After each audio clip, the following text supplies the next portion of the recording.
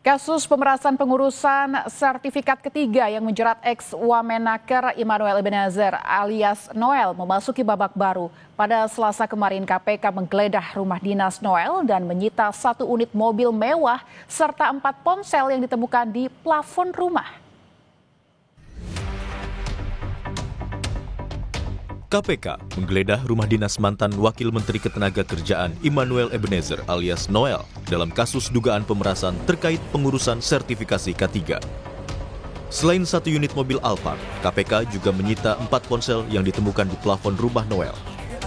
Penyidik masih mendalami apakah keempat ponsel tersebut sengaja disembunyikan. Tim mengamankan sejumlah barang bukti elektronik dan juga aset dalam bentuk kendaraan bermotor roda 4 dan hari ini juga langsung dibawa oleh penyidik ke K4. Ya, penyidik menemukan 4 handphone di plafon rumah yang bersangkutan.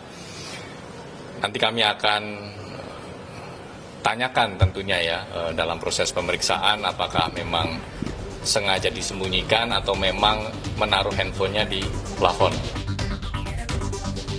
Sebelumnya, Komisi Pemberantasan Korupsi mengungkap praktik pemerasan dalam program sertifikasi kesehatan dan keselamatan tenaga kerja K3 di Kementerian Ketenagakerjaan.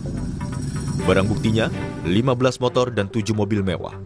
Dari 11 orang tersangka, salah satunya adalah Wakil Menteri Immanuel Ebenezer. KPK menyebut Noel menerima uang 3 miliar rupiah pada Desember 2024 atau 2 bulan setelah dilantik jadi Wakil Menteri. KPK bilang, Noel mengetahui, membiarkan, bahkan meminta jatah dari uang hasil pemerasan itu. Jumlah uang tersebut mengalir kepada pihak penyelenggara negara, yaitu IEG, sebesar 3 miliar pada bulan Desember 2024. Dari peran IEG itu adalah dia tahu dan membiarkan, bahkan kemudian meminta. Gitu. Jadi artinya, itu proses yang dilakukan oleh para tersangka ini bisa dikatakan sepengetahuan itu oleh IEG. Usai diumumkan sebagai tersangka, Immanuel Ebenezer membantah melakukan pemerasan. Ia pun berharap Presiden Prabowo Subianto memberikan amnesti kepadanya. Dan kasih bahwa saya tidak di OTT. Pertama itu, kedua, kasus saya bukan kasus pemerasan, agar narasi di luar tidak menjadi narasi yang kotor yang memberatkan saya. Dan bukan saya, semoga saya mendapatkan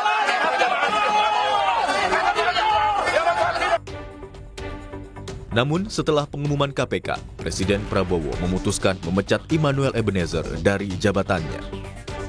Presiden telah menandatangani keputusan Presiden tentang pemberhentian Saudara Immanuel Ebenezer dari jabatannya sebagai Wakil Menteri Tenaga Kerja. Selanjutnya, kami menyerahkan seluruh proses hukum untuk dijalankan sebagaimana mestinya, dan kami berharap ini menjadi pembelajaran bagi kita semuanya, terutama bagi seluruh anggota Kabinet Merah Putih dan seluruh pejabat pemerintahan. Menurut Ketua Umum Konfederasi Serikat Pekerja Indonesia sekaligus Presiden Partai Buruh Said Iqbal, kaum buruh sudah lama mengeluhkan sulitnya mengurus sertifikasi K3. Karena itu, dia mendesak KPK juga meminta keterangan Menaker Yasirli dan mantan Menaker Ida Fauzia. Apalagi praktik pemerasan disebut KPK sudah terjadi sejak 2019. Nah, Menaker sekarang, kasus K3, kan buktinya sampai dengan Noel dapat yang Desember 2024 3 miliar itu, Menaker kan sudah ada sampai sekarang. Bahkan beliau menyatakan 1.000 perusahaan jasa K3 tanda tangan fakta integritas.